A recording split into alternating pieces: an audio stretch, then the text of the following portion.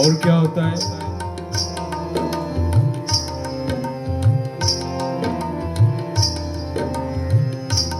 काया देवल मन ध्वजा विषय लहर हराय। काया देवल मन ध्वजा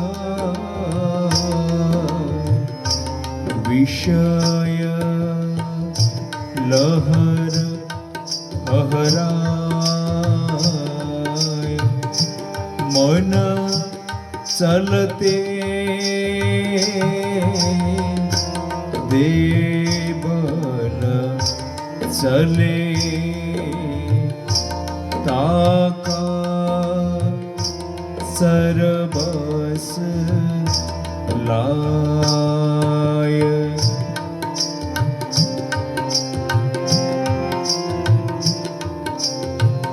शरीर मंदिर है, इस पर मन की ध्वजा पताका लगी है।